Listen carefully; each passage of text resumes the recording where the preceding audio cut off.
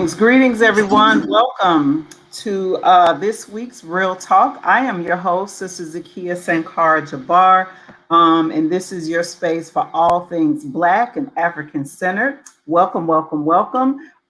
So first things first, make sure y'all like this video and also share it. Share it with people that you care about, people that you love.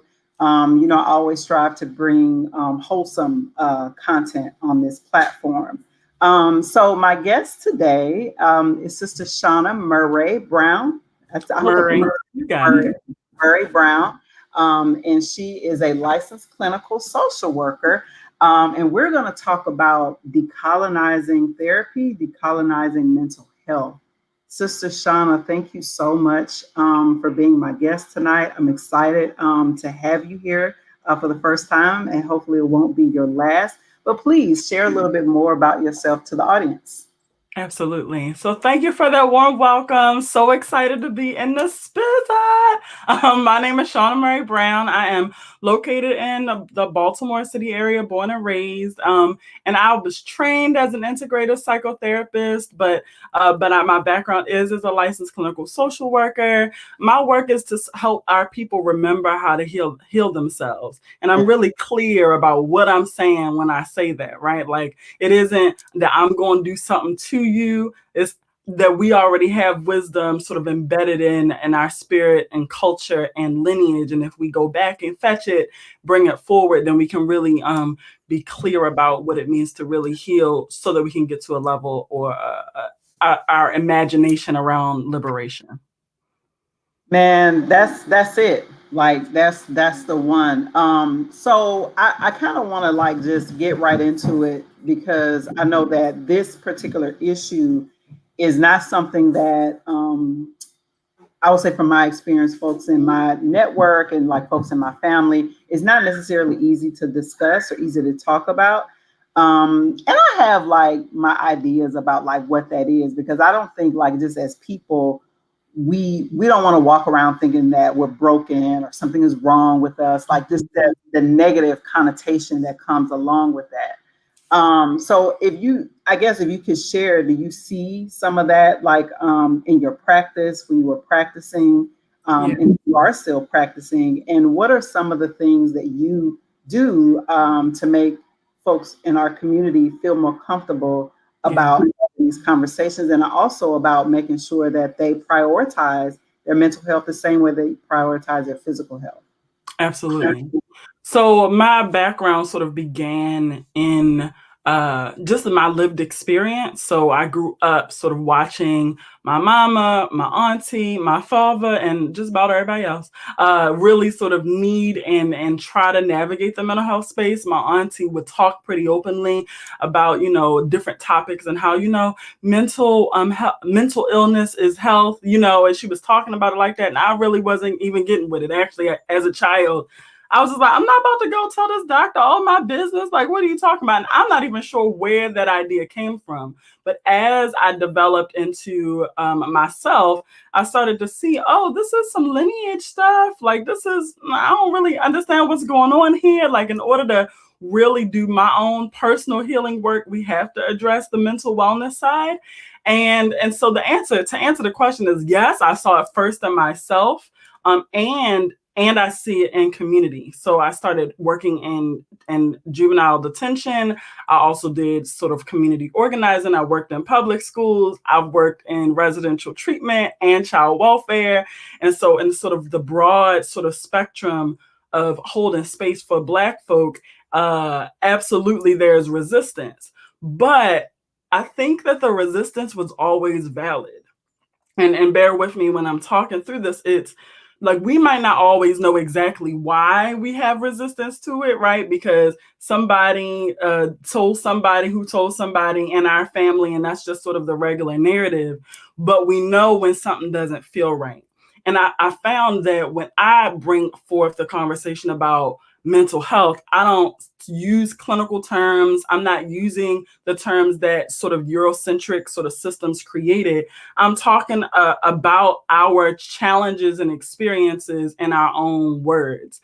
And I was going to pre-pandemic. I was going to where our people already were organizing, where folks were doing social justice work, on where the mamas were, where the children were, and just having casual conversation about how folks was feeling. And in doing that, not being pretentious, not being like, oh, I am with the LCSWC, but just being regular Shauna, and having an honest conversation about how it feels emotionally and what's happening between mother and child and what's going on within the lineage. People open up when you're just having a regular conversation.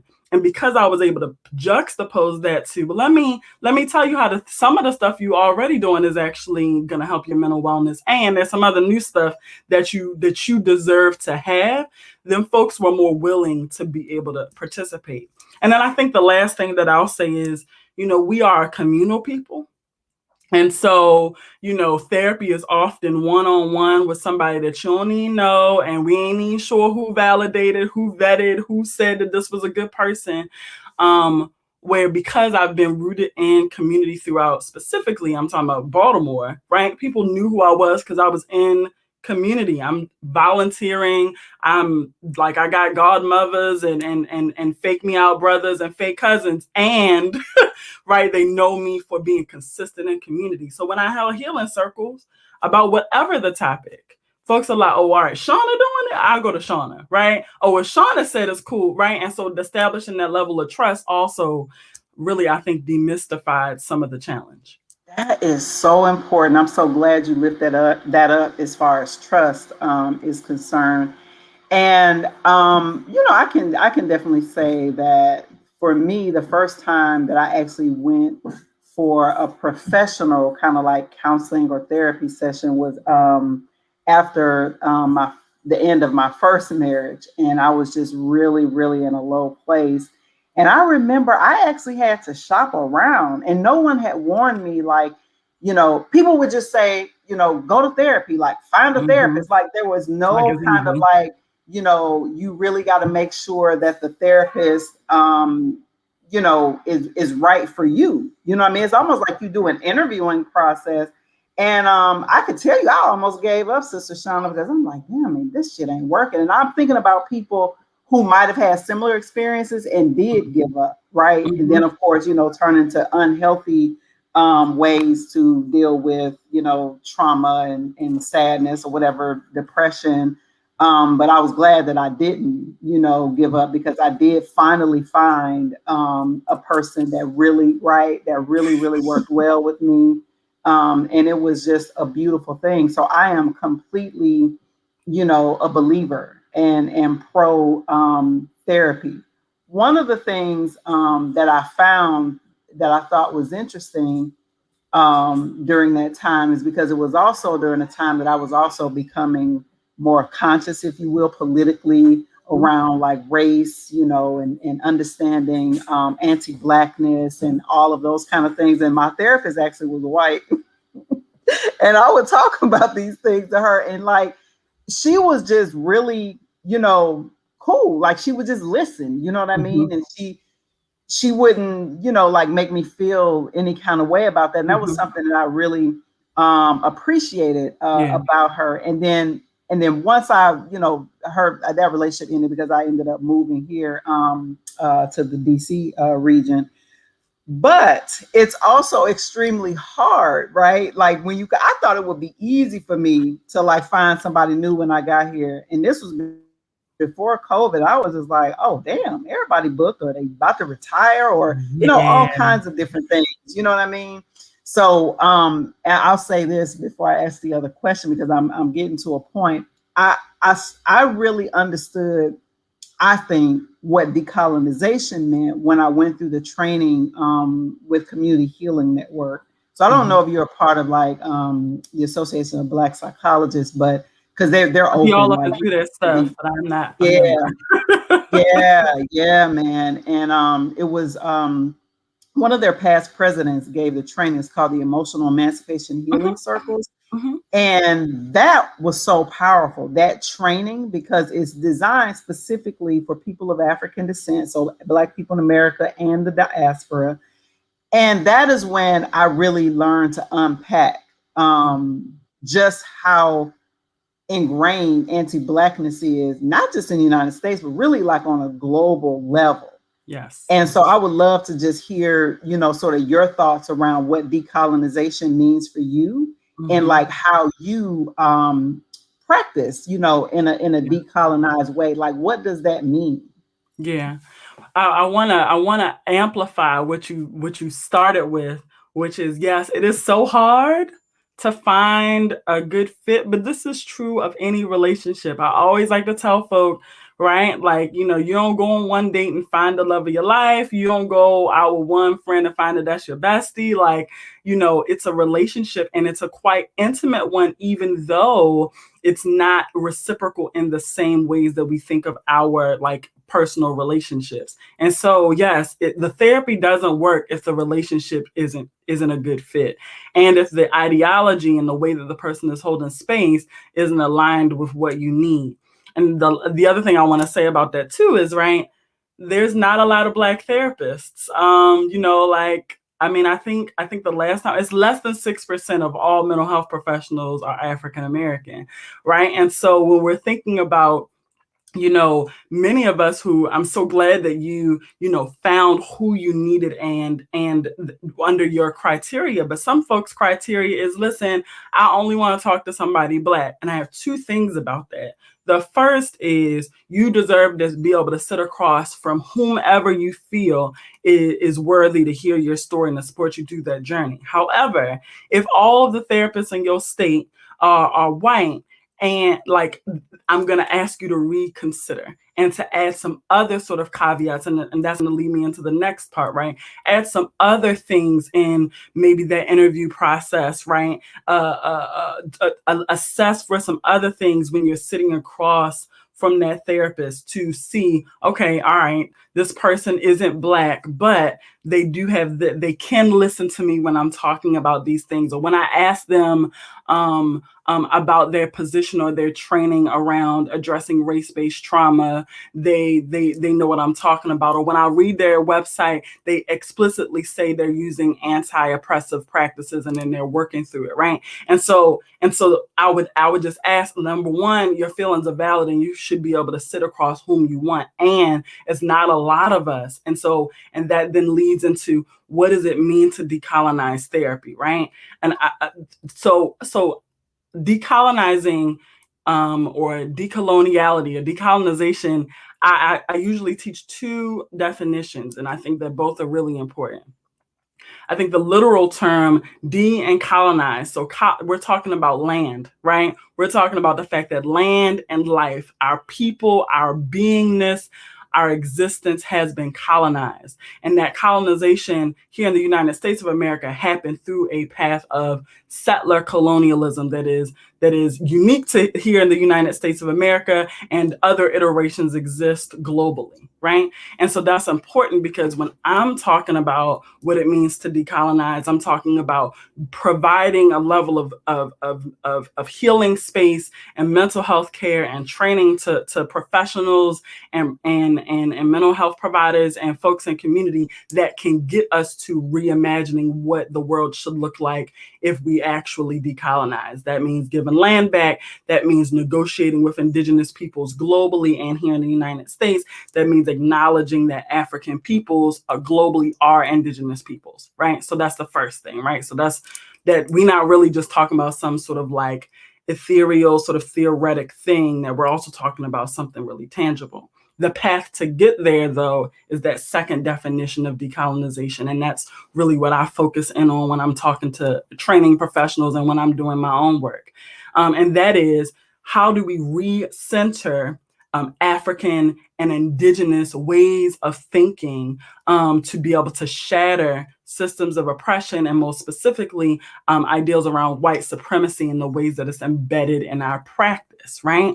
And the process to that means just getting really clear and aware about what racism and white supremacy is, what is the history of it in this country, and when we're talking about therapy, how did racism and white supremacy, and how does it impact what we think therapy is, how it is applied, what diagnoses and the relationship with capitalism is. And so the one thing is land back and repatriation of land and life. And the second is recentering sort of original healing ways, original ways of looking at the world, original knowledge, and centering that, reclaiming that, and living that out to the fullest so as to shatter systems. That's amazing. Very comprehensive. And it totally makes sense. One thing that I know historically that white people and their forms of healing did was they pathologized spiritual practices of indigenous people, African people. And I feel like, as I'm thinking about some of the things that I've learned, throughout the years, some people I know practice Yoruba or Ifa traditions and things like that. And I know that sometimes for people like that, if they have that kind of practice, it may be difficult to then, because I feel, I guess what I'm trying to say is I feel like people who practice those practices feel that therapy in the ways that we're talking about, like going to sit in front of somebody and all of that, however it goes, or now online since COVID, it feels Western and sort of like anti their culture. Yeah, unpack that. Well, first of all, I'm an initiated priestess, so you're my guy in the Ifa spiritual tradition. So I can speak to it, and it is Western, right? When we first think about, hey, Kalila, when we first think about this idea of simply sitting across, I would say it's not that it's actually Western. It's that usually when you're sitting across from a Babalawo, an Iyalarisha, or a spiritualist, a Bruja, or what have you, you're sitting across, like in a traditional sense, in the midst of community, right? And folks know the spiritual person holding space for them. They can vouch for that sort of collective spiritual way of looking at the world. And so when they're giving you the insights from the Orisha, from Oludumare, or and this could apply to really any spiritual practice, my folks that are in anything that isn't an Abrahamic tradition. Exactly, right. Right. The reality is that they're talking directly to you, but it is in communion with a sort of wider community, even if it's as small as an Ile, a spiritual house, or if it's actually the village. Like I'm thinking back to my time in Nigeria, right? Like if it's actually the village bearing witness to the insight. And so there's a embedded level of accountability there.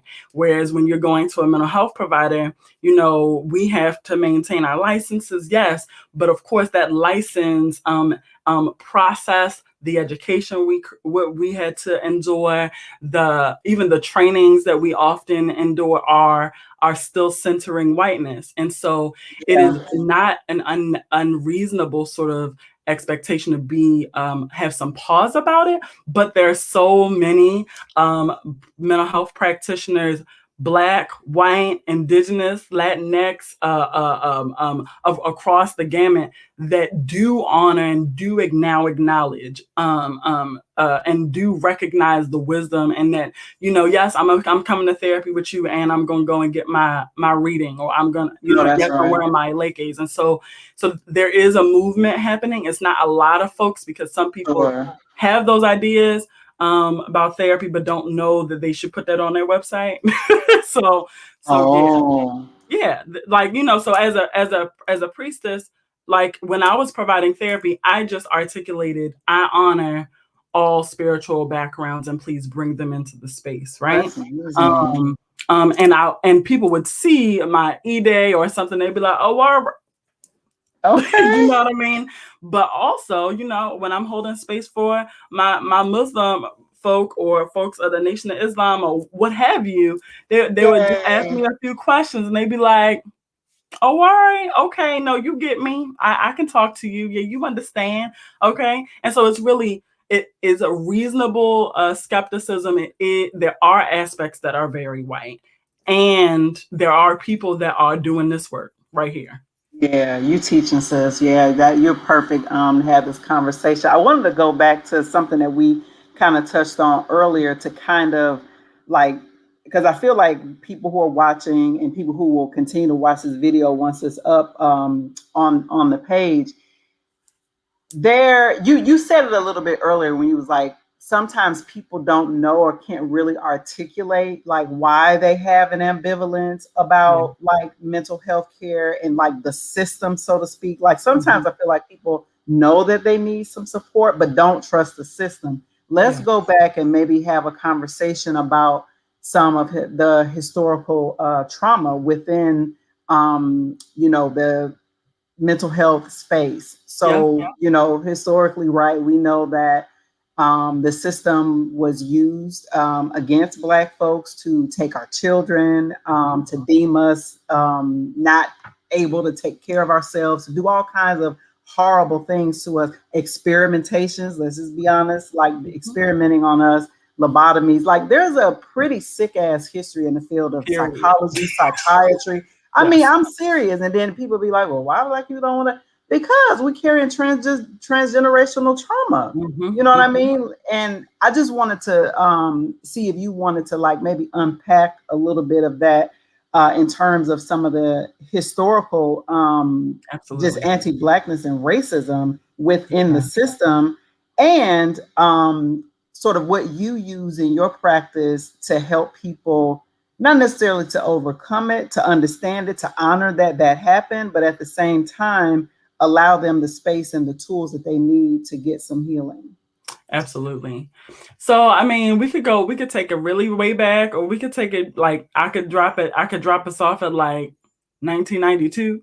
So, Okay, so, so, so I think it's really important to even think about it the is, fact yeah. that when mental health care was really burgeoning, we had insane asylums. There Mm-hmm. was an asylum specifically for colored folk, and folk would be placed in these asylums for something like walking on the wrong side of the road, getting smart with whoever they Right. was working with, right? And this is like early 1900s kind of stuff, right? And but we can also even take it back to periods of enslavement where Sure. things like running away were considered Drapetomania. a health right, drapetomania, right? Or Woo! laziness. I think it's like diastatica athopica or something was like another sort of term that was created to say, well, first of all, Black people must have a form of leprosy, or maybe it's that they're just super lazy and I'm not sure what's going on. Oh, the way to cure it is to beat the shit out of them, or Yeah. to kill someone in front of them, right? And so this was Woo! uplifted in actual institutions with folks with PhDs, Talk Samuel about it. Cartwright, right? We That's got right. all of these folks, right? And then we also have the history around it actually being legislated, right? Yeah. That basically we're helping these enslaved people because they're feeble-minded. They do not have the Eugenics. ability to be able to live on their Right. own, and so by offering them the opportunity to be my slave, I'm supporting them and having a meaningful life. So that's really far back. We got insane asylums. We have the absolutely the experimentation on our people, and then we also have like in 1992, like I remember I think it's now SAMHSA, but it used to be like I can't think of the alphabets, but the substance The abuse and government, mental the health federal government. Yeah. Hmm. the federal government. You had the executive director that was a medical doctor and psychiatrist state, we should give more medication to Black boys because they act like monkeys, and this is genetic, right? And I was able to sort of find that in documentation, and where an entire sort of effort around sort of diagnosing these aggressive behaviors and making blanket sort of policy matters around things that might be considered oppositional, defiant, or ADHD now, then were being used and abused specifically to target our children. And when we know that history, we can then draw a really clear line to That's the right. present day. I just posted something on Instagram of a sister. I don't know what state she's in, but a sister whose child was taken when she was trying to wean her baby from breastfeeding. An African Senate sister trying to wean her baby from the breast. The one pediatrician said, "Oh, you're fine. Like, he's gonna be fine. Just give him these fluids and continue to do what you're doing. You're doing great." And she was concerned about her baby. Take the baby to the doctor at the hospital, the ER, to be like, make sure my baby's okay, because I'm really trying. I'm pregnant. And I got another baby coming. I need to quit the nursing. And they took her baby and has had the child for over 100 and some odd days in the child welfare system. And so there's still present day many policies, and if it's not embedded in the policy, it's embedded in the psyche and the praxis and in the understanding of the social worker, of the mental health provider, where the pathology has been coincide. Yes, baby, I'm in Ra. Thank you, Kalila. The pathology has been juxtaposed to just what it means to be Black, and so we have a very real sustained issue present day. We also know that African Americans present day, you go to the psychiatrist, and I like I'm thinking about my experience of just working in residential treatment, and I worked in a residential treatment center for young people. Specifically, I was working with older adolescent boys because I was the only Black therapist on the unit of the cottage. I also served mostly Black boys. And so we had things like, oh, he's angry, we need to give him more drugs. And I'd be like, or maybe we should probably talk to him about why he's mad. Right. Oh, he breaking shit. Yeah, he breaking shit because he mad. He has a reason to be angry, right? Or criminalizing young children that maybe have experienced fetal alcohol syndrome, and now they are, they looking 18, but they may be 14, but have the mental and emotional ability of someone quite younger because of the poisoning that they may have experienced as a child, and they just trying to throw him in jail, right? And so these are present day challenges. And so when we're talking about how do we combat that, there's two things, right? The first thing is to affirm that, no, you ain't crazy. Yes, you should be assessing, you should be asking tough questions, when you should not think like anyone that suggests that we should just let it go, that was a long time ago, it's not happening now, is upholding colonial system, is upholding and fortifying white supremacy. However, we need to get what we need to get out of these systems. And I found that by fortifying, acknowledging the parents, like I remember working in the systems and talking to the mama, like, listen, I know what they're doing, and I'm not about to let it happen, and I might lose my job, but your baby is going to be with you, right? And so that's the first thing, right? For any mental health professional or social worker working in the we system, are at war on all fronts, ain't we, sis? Right. This is crazy. We have to be fortified in our actual community and not in the institutions that we're working in, so that if and when that ever happens, we have support. So that's the first thing. But what I tell families is I tell them the truth. I educate them with the same information I'm educating with myself. And I let them know that I'm going to fight alongside them. We have to have the language to be able to ask the questions. I'm going to say this other thing. And this is just about the rendezvous, the relationship that the mental health care system has inevitably with the carceral system. So that's right. And police with the medical industrial complex. So the hospitals. That's right. Just now, baby in Monroe, mama go to hospital trying to get support for her baby, and they're obligated. So that's the other thing. These are legislated relationships within it. And so that's the other thing. Don't think it's just the therapist or the social worker that's trying to get you in trouble. they aren't yet abolitionists, but they Come need to come to on. my training so they can turn into some. But but without an abolitionist sort of perspective or framework, and without being supported, because you can't be no abolitionist out here by yourself. You're going to Right. get eaten up, gobbled up by the system. We give them the language to be able to say, okay, do not pass go, turn right. This is the therapist. These are the therapists that have been vetted. These therapists are okay. Who did you hear? You heard from your friend that that therapist was cool. Got it. And so that's one thing. This, and I'm saying a lot of things, but I got to get this out. No, this is great. Yeah, The other please. thing is about medication, right? And that's like the elephant in the room, is that many folks are like, listen, they're not about to try to drug me up.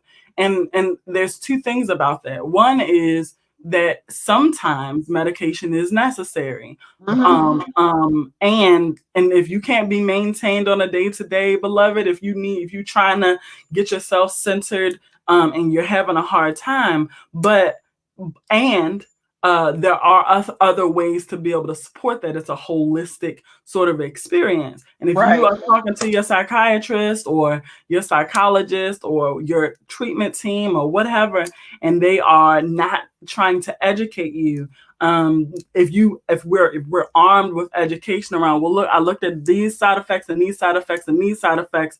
Let's go ahead and switch that psychiatrist to somebody that can actually support and help.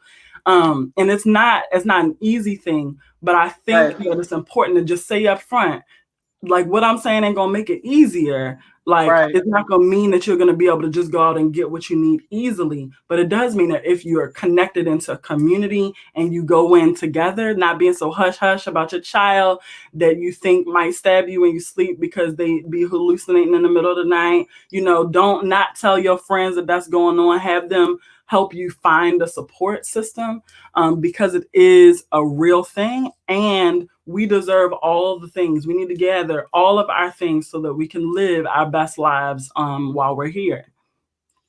Yeah, man, this is bringing up a lot, for me, because it reminded me of a conversation that I had back in Ohio with a fellow organizer. And I remember her telling me her husband, who was in prison at the time, she said she remembered him saying that he believed that he was being experimented on. Like he went in like for a crime or whatever, but he was not the same person when he came home. And the other thing that is like bringing up too is like how medications literally change people. Like even when they titrate off, it changes who they are.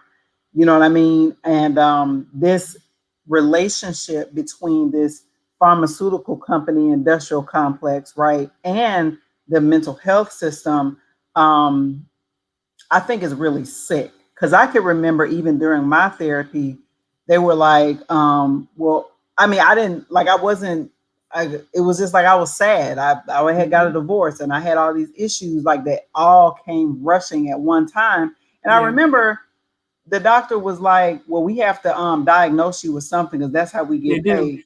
They have to I diagnose was you. like, what? Sometimes after the first session, but mostly it's by like the third. And practitioners can, depending on the institution. So if I was a private practitioner, I did refuse to Uh, use therapy. I mean, to you, not therapy. I did refuse to use I know what you insurance mean. because I was not with it.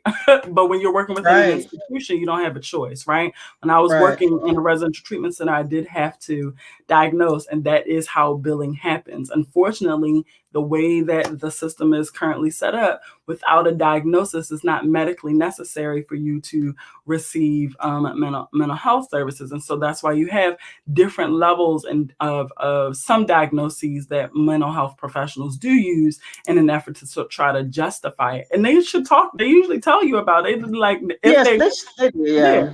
yeah, they But tell you. I just thought it was nuts that Yep, you couldn't like have a conversation and like try to get past whatever it is that was hanging you up at the time without being labeled. And so for me, yeah, um, I'm one of those resistors because I know that for Black folks, how those labels can come back and hurt yeah, you in some other kind of way. You yeah. know what I mean? So it's really a fine line. which is why I also like people are getting around like the legalese and the like the insurance companies by doing coaching and spiritual sessions and all kind of other Yeah, things. I got I mixed love feelings it. about it. I mean, I think Tell it's me, tell me what you important. think. Yeah, So I'm of the mind that so much stuff can like there's first I want to say there's a spectrum right. of mental wellness, right? That's right. And, Hmm. and mental health, right? Like there is overwhelming sadness where you cannot go through your day-to-day experiences. Aspects of your life are completely morphed. You don't feel like yourself. And it could be considered dangerous over a period of time. You have folks that are just sad because grief and like they Right. need a space to That was deal with me. it. And then Yeah, you got grief. folks that are truly like without some level of skilled care, Okay.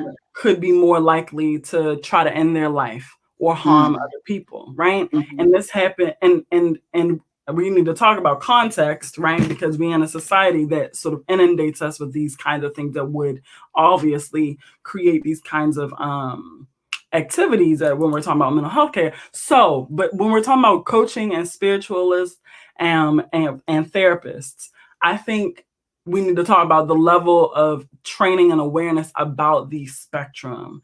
I And the like that. truth is Yeah. that like you could be a coach and you know not nary a thing about how to handle somebody with shifts from just being sad to having suicidal ideation, right? Like we don't know what to do about that, how to address it. I don't, and coaches don't need training, right? Right. Hmm. Do I love me some coaches? Yes, I do. I just think that we have to be working collaboratively as I like opposed that. to Yeah. not, because otherwise we could be really hurting somebody. The same thing, our Yeah. spiritualists, a good spiritualist, a good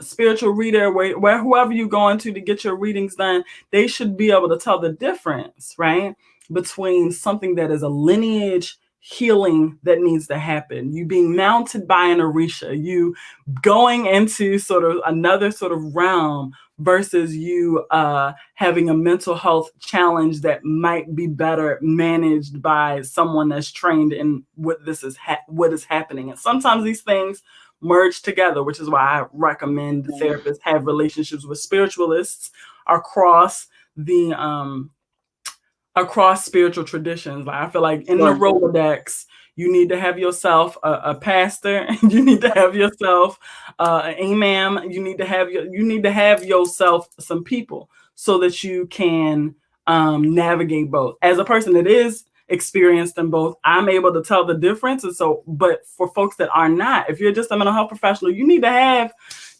somebody that you can call like, okay, sis, so I'm trying to find out, like, is this a symptom of Right. paranoid schizophrenia, Right. or are they actually talking to their grandma and them, right? And the truth is that usually that's not what happens. Usually the Yeah. therapist just places the label, but because this is the kind of the necessity in being able to ground in present day, how we use ancient wisdoms to navigate present day ailment, experience, and pain. We got to have both, and it can't be, yeah.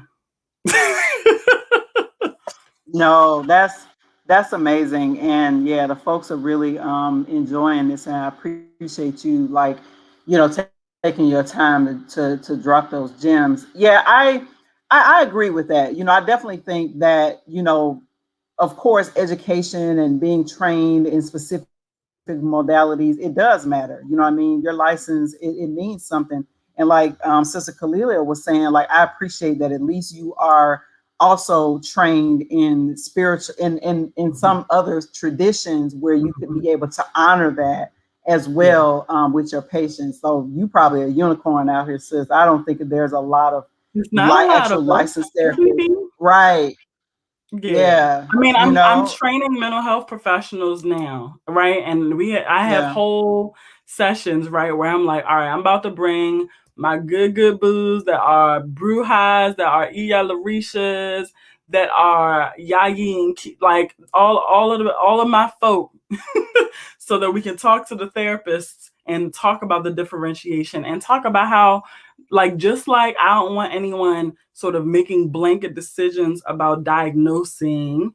Right, And right. I think diagnosing should only be used for the purposes of navigating the systems to get what we need. Mm-hmm. Mm-hmm. I think that those that are like, we don't need it all, and those that feel like we use it for everything, that's a problem. It's both and here. How are we going Mm-hmm. to use it to get through this current colonial ass system we in? Right. Right? And the spiritualists should not be doing it on their own either. They should have a therapist on call that they can ask when they see something in a reading or see something in a person and they are unsure. Ooh, that's so good. Yes. Yeah, I'm If working they, on yeah. Oh, it. Yeah. that's amazing. So are you training therapists nationwide or therapists just here in Maryland? Therapists nationwide. So within the last year, I've trained 500 therapists.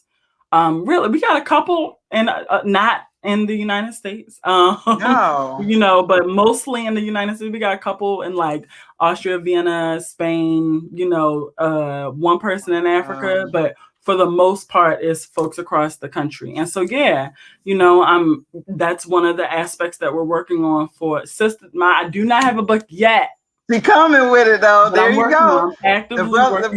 The brother want a book. Mr. Listen. Untouchable, I'm working on it. But no, we're working in the therapy that liberates community, right? Like, I'm gradually working on, right, having a cohesive sort of system for both spiritualists and therapists to recognize, how do we refer to each other? Who can we call this in our neighborhood? Like, how do we ask questions from our clients about, what their spiritual tradition is and who they would be comfortable communing with. But Yeah. yeah. And coaches are important too. Listen, because if I am just trying to get to another goal and I'm unable to reach it and I need somebody to hold me down, like, the therapist, maybe they shouldn't be billing your insurance for that, honey. Maybe we don't need that label on you if you're just Yeah. trying to move from point A to point B to point C, right? Or you're just trying to get connected to your spiritual existence, right? I just think that Yeah. we all have different roles, but we can't effectively replace it. But we do need to make sure these therapists are working from a decolonial and liberatory perspective and not upholding this sort of And not, the yeah, norm, harmony, and participating law. in the oppressing. Yeah. Yeah. I'm about to ask you a philosophical question. Go And ahead. it came up and it's just I want to know what you think about this. Do you believe, and this is obviously from a Black perspective, do you Period. believe that The only way I know how to be is a cat. yes, baby. Okay. Listen, do you believe that for Black folks, and that's here in the United States and the diaspora, do you believe that it's actually possible for us to heal when the assault and trauma is constant? Okay, so we going there. I told you, I'm coming with a heavy one. I'm here Because for I it. struggle with that. I Because have two people, answers. so real quick, let me give you some context. So I'm in the organizing space, organizing, activism and all of that. And so the new thing on the block in a lot of Black organizing spaces is healing justice. Yeah. And Yes, that's a okay, framework that people then put. Yeah. Mhm. and so I'm rocking with that. But then I want to be careful to make sure we're not using it for escapism. And I'm also think I'm struggling within myself. Like, how are we healing when every time we turn on the news, the police have executed another Black person, or our children, this is happening, or this happened at my job. I'm dealing with microaggressions and all of this shit. Like, are we really healing? Okay. Yeah. I So gotta get, I gotta first, get. so I appreciate the healing justice movement in that they provide a really grounded sort of a set of a framework for folks to sort of seek to get to. One of the things that I teach is the difference between justice and liberation. And so if the goal is justice, then really what we're asking for is for the system to please stop hurting us. and, to work within the system that we're working in and to tweak it over time with the intention to, fix something, right?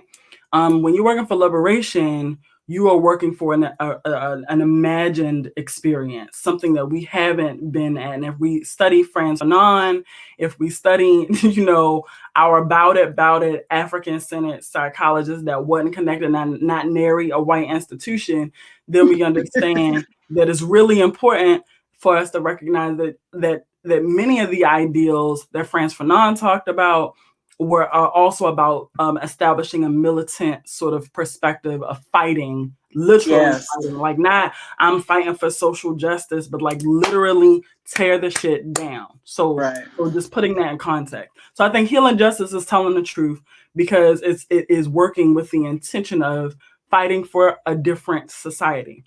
That's not what I'm doing. I mean, that's on the way there. Like, sure, let's make it hurt less while we on the way to cultivating the minds and spirits and souls of our people, Black people specifically, to be at the forefront of what our new imagined experience needs to be, and creating alliances with the indigenous peoples that's also about it out in here. But I'm not working for justice because I tried that. Our ancestors been trying that for a long time, and that's not going to get it. So, do I feel that healing is possible?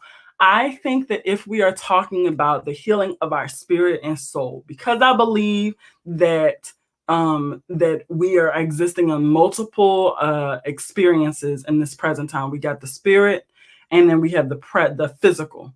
On the spiritual and soulful experience, yes, I believe that if we have a practice where we are regularly communing with our ancestors, we're regularly communing with our higher power, that we can connect and commune with our past self and our future self, that we are doing the work for our 7 generations back and 7 generations forward, and we have a practice of being in that higher vibration, then we can and are healing our lineage forward and back, that vibration is beyond this earthly existence. So that's my first answer.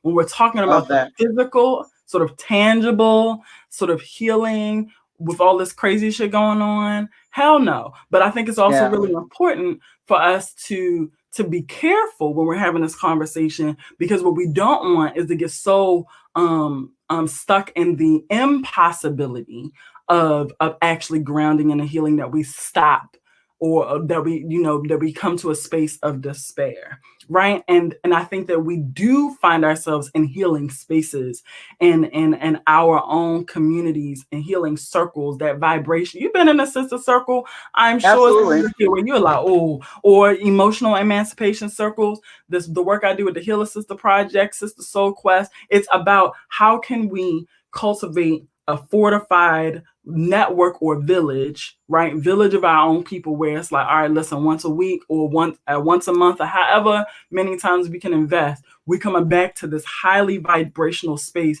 where we can still have the space to imagine, and we can do healing work. And so, no, I don't think that we stop healing. I don't think that healing is a destination either. That's the other thing. I think that healing is a part of the thing that we be doing when we be doing it, right? It's a part of life.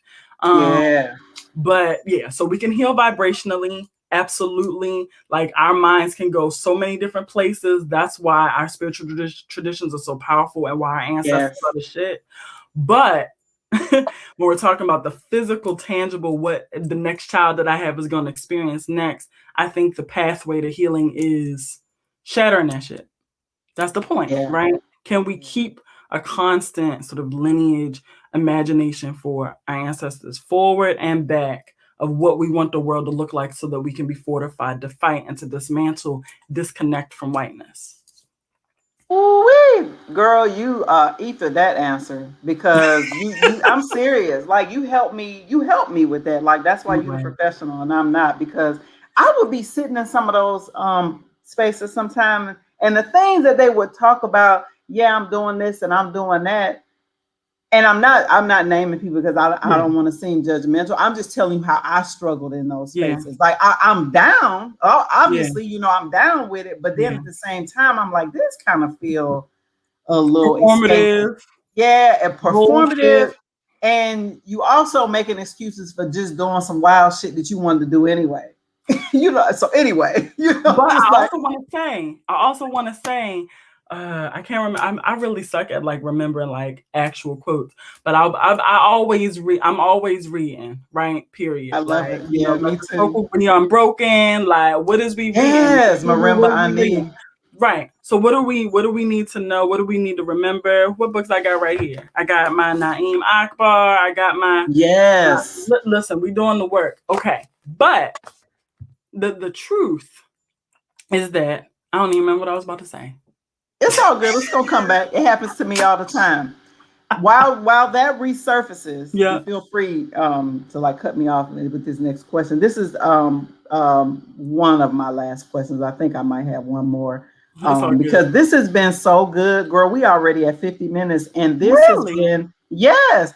Listen, that The the black chat has mental been ethic is like, so can I come? active. I can come back. Yep. No, yeah, yeah, like that's what I'm like. Look at this, like Black people want this healing. We want this knowledge, Yeah. right? Like we want to figure out a way to like deal with the onslaught, right? So I can't, not mention like the pandemic and COVID, and there's a lot of anxiety out there. Shit, me too. You know what Me I mean? I too. have this just a lot of anxiety.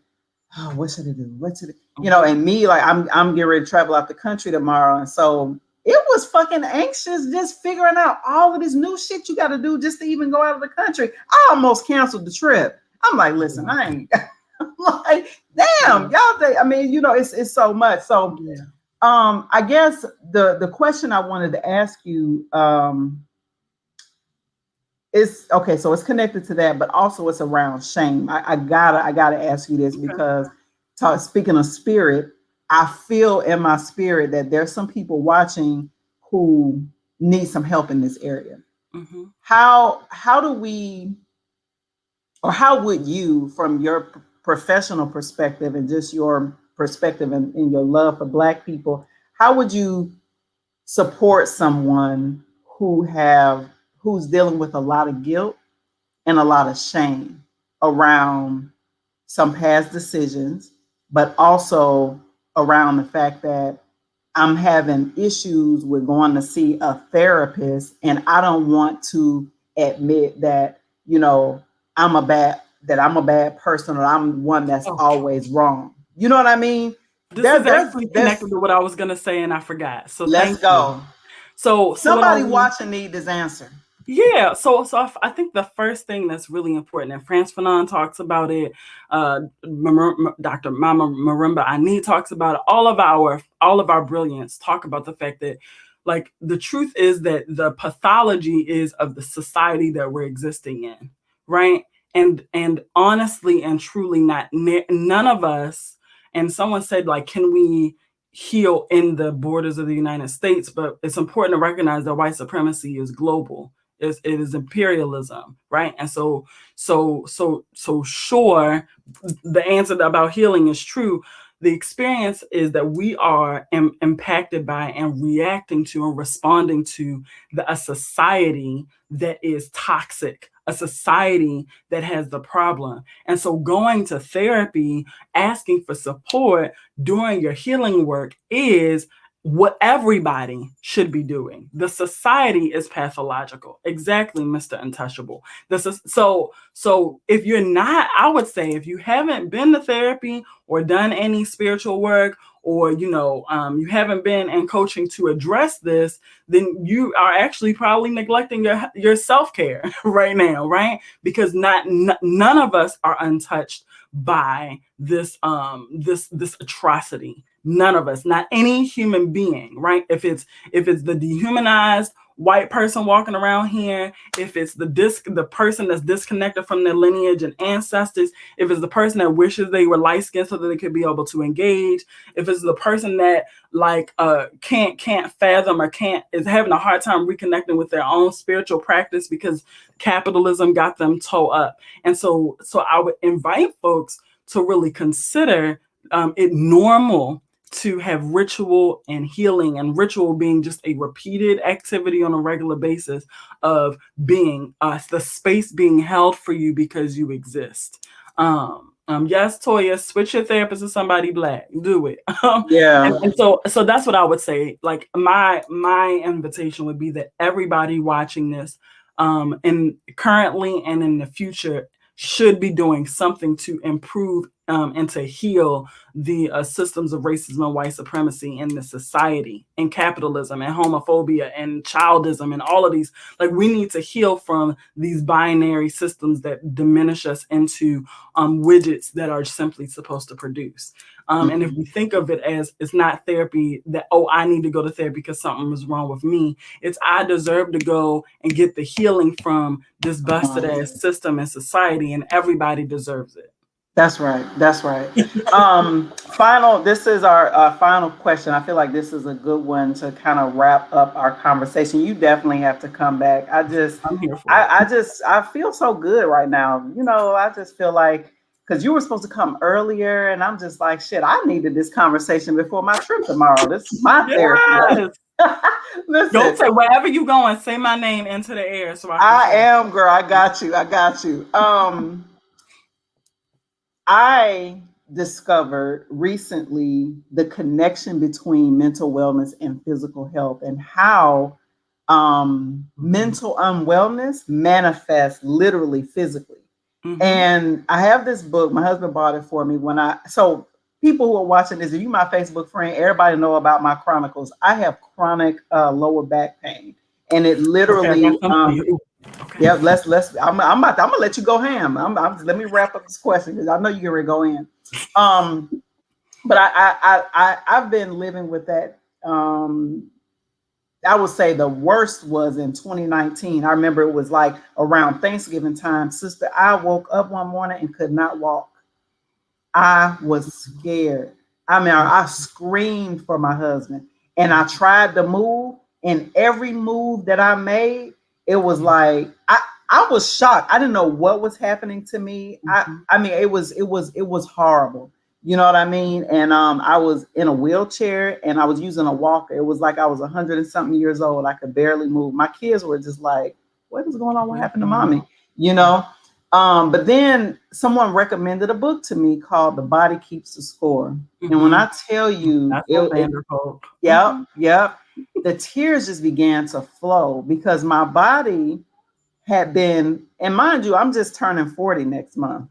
My body had been keeping everything from all of that childhood trauma to adult, issues and trauma, like, and this also just being a Black woman in America, right? Yeah. And when I realized that was the case, that's when I started to really take seriously like my own mental wellness, because I'm like, it's showing up in my body this way. I had no idea, like, the connection. So if you have some thoughts on that, please. So I got a couple things. And I want to answer the question. I'm not currently accepting clients. Right now I'm focused on training people and finishing this PhD. It's not exciting, but I did have a private practice, and we'll have it again in the future. For that person that asked that question. So I studied mind body medicine, Qigong, which is a traditional Chinese form of medicine. So if you know of acupuncture or acupressure, I am doing acupuncture. Qigong is the martial art form for healing, and it hits on all of those same meridians, but it is a way for you to be able to maintain the movement of your qi, or your life force energy in your body, through movement, breath, visualization, and intention. And so I practice Qigong and have been for many years. And what the traditional Chinese tell us, and I'm just going to say the indigenous folk of this land, they knew that there's a connection, right? So when we're talking about physical disease, right, we're talking about, folks that's like, why you should be eating your dark leafy greens to be connected to the earth. The truth, when you talked about the lower back, it brought me to the kidneys. Right, your kidneys are in your lower back, and what the traditional Chinese say is that that the ailment or the emotion that's stored there in the I don't want to say negative, but the not so healthy aspect is fear, right? Wow. And so fear stores itself in the kidneys, grief stores itself in the lungs, right? And so when we're talking about energy, if we really sort of connect to universal wisdoms, and we recognize that we are vessels, right? We are vessels. We are living, breathing, walking vessels, and everything impacts us and moves to and through us. Um, then we recognize that, of course, the energy of unaddressed emotions, unaddressed trauma, unaddressed stories, and memories, if you're not speaking about it, if you're not moving it out, if you're not shaking it out, if you're not pinning it out, if you're not releasing it through the foods that you're eating, when you're flushing your body through drinking water, chlorophyll, taking it, whatever, then it has to go somewhere. Everything is energy. Your thoughts are energy, right? And it has to stay somewhere, honey, right? And so the way that I always recommend an embodied healing of present and historical trauma, right? And so when we're talking about, if you folks that are struggling with fibroids, the stuff that Queen Afua be talking about, not eating things that are white, waking up in the morning with the moon to connect you with the energy of the earth, sitting on the pot to steam yourself, doing all of that. When we're talking about Dr. Sabi that would say, listen, you putting that low vibrational stuff in your body, right? They're all sort of giving us insight on movement. So how did our ancestors, how did our ancestors, how do they always commune in ritual? Through movement and gyration, right? We are moving Yes. with the rhythm of the drum. I think that was one of our original ways of sort of releasing the toxins from our body, right? So when we're talking about doing, we could say prayer, we could say mindfulness. We could talk about yoga or comedic yoga or whatever, right? All of that is intentionally inviting energy in or out. So because you can speak to the cells in your body, right? Or you can use the gifts that the Creator has offered us as medicine for our bodies. But what does a society do to us? Its intention is to keep us disconnected from our body, Yep. disconnected from the land, and disconnected from each other. And that is why it's always been demonized for us to use any of our original traditions, and why we have to, it costs so much to do self-care to get access to our original healing ways, right? And so I always recommend just about any, like, to identify what is the body work for you. Is it that massage? Because I know for sure I struggle with chronic sort of muscle tension in my shoulders. I know Correct. for a fact that the experiences that I've had in my present life, and perhaps the experiences of my lineage ancestors, of feeling like the weight of the world is on my great Mm. great great great grandma's shoulders. Perhaps it was, or maybe she actually was carrying something that was really heavy, and the emotional pain from that was passed on generationally, which made it more ease for my shoulders to feel this weight. Maybe I'm carrying a weight not just in myself in my present life, but a past life, right? And if that's the case, then I can't just talk about it. I can't just eat the right food. I must move my body so that I can be in right relationship with this body in existence. And so we have to prioritize ourselves over production and capitalism. Folks will say they don't have time for it. It's like, if you don't make time for it, your body will Right. make time for it. That's what happened to me. It literally, because I'm a worker, you know what I mean, and I always feel like everything is an emergency. And I have to be honest with you, I tell this story often now because like I've completely grown from that. But I'm like, my whole thing is, I'm like, Black people are in an emergency politically, socially, everything. We got to be out here doing this work. Ain't nobody got time Man, for no self care. Ain't nobody got time to be talking about that. We need to be down at these school board meetings. We need to be. And listen, girl woke up one day and couldn't walk, because that was me. Grind, grind, grind, grind, grind. And then, listen, we've been in an emergency, listen, honey, we've for the been in last an emergency, and 450 years, that's right? what I had to And realize, it that is I am our not birthright. changing anything overnight. But our ancestors, right? They didn't have the option to lay down. Like, going, I think it's the Nat ministry to be like, go lay down, right? Our grandma Lay and them down, right? always say something wrong with you, go lay down, right? Our ancestors literally could not Like what, like literally they were worked so hard That's on these right. damn plantations where there was picking cotton or making bricks or being used as mules. They would literally Right. work so hard, literally skin would come off their bones. Their bodies would break going through the work. How dare us having the Mm-hmm. opportunity to rest and to commune with them and to acknowledge them and to actually do the thing that they so desperately wanted, have access to it, have access to this ability to be able to go back and get to remember and to bring it forward. Same How dare cohort. us not sit our asses down? Right. How dare us not take a Right. damn nap? How dare Right. you? You better lay down. Right. Right? So yeah, I just think it is the other thing that's coming to me is the importance of remembering how hard our ancestors worked to hold on to the ways that we healed ourselves, right? That's right. If you study hoodoo tradition here in the United States, specifically the African American spiritual tradition of hoodoo, it was a conglomeration of our stolen ancestors from all different parts of the continent who couldn't share or didn't share the same language to speak, but created a spiritual practice that if we listen closely and remember thoughtfully about the things that our grandma used to tell us to do, it was our way of trying to make sense of our innate sort of spiritual connection on this land. So that ring shout, moving in a counterclockwise motion, and moving our shoulders, or wailing to the Holy Spirit, or whatever those things were, are directly connected to the Bantu and Congo sort of insights, right? Are directly connected to the way that we tried to stay in our bodies and to remember the ways we've always healed. And so I think that now is the time for us to figure out how we can reintegrate all of these natural wisdoms of how we've always survived in and fortify it so that our children don't have to do so much work to recall it, because we will have embedded it into their psyche.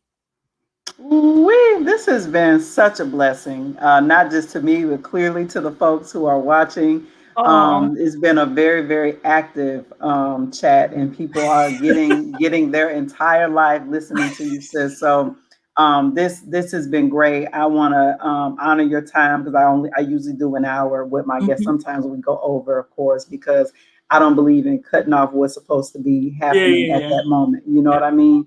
But you certainly have an open invitation to always come back. You Thank already you, got one sis. request, a couple requests from people. But before we wrap, tell people how they can find you social media. If you have a Absolutely. website that people can visit, Absolutely. yeah, just let people know how they can find you. Awesome. So everything is Shauna Mary Brown with an E. So my Brown with the E. website is literally Shauna, SHAWNA. It's at the bottom. So Shauna Mary Brown, not the hyphen in the website, ShaunaMaryBrown.com. I'm very active on Instagram at Heal a Sister, Oh, let SISTA. me put that. Yeah, Yep, Heal Twitter, Assista is Instagram. at Heal Assista, HEALASISTA. I'm on Facebook, Shauna Murray Brown, LCSWC, or you can find my business sort of site, and that's Kindred Wellness. I will say that for folks that are looking for a mental health provider, no matter where you are in the United States, you can go to therapythatliberates.com.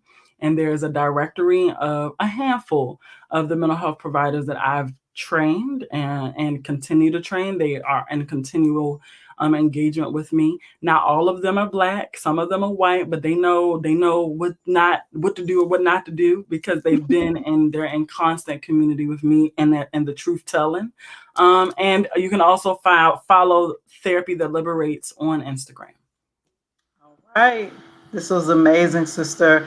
Thank you so much Thank again from me, you. from the audience. I did put your Instagram in the chat so people can hit you up there. Her Instagram is amazing because I know sometimes you do lives. You also Mhm. post a lot of really good information there. So that's a way that people can continue to connect with you. Thank you for all that you do. Thank you Thank for your ministry of you. healing our people and training others so that you can reach a wider audience. So thank you so much. We Thank appreciate you you. so much, sis. Yes, I'm here for it. Yes. Bye, y'all. Next week, y'all, same place, same time. Make sure you tell a friend. Come to Real Talk with ZSJ Wednesday nights at 8 p.m. Eastern. And next week, our brother Akil Parker will be back, and we're talking about politics, not politics, Democrat and Republicans, but we're talking about Black consciousness and the Black bourgeoisie. Ooh, it might get a little testy. See y'all next week. Bye, y'all.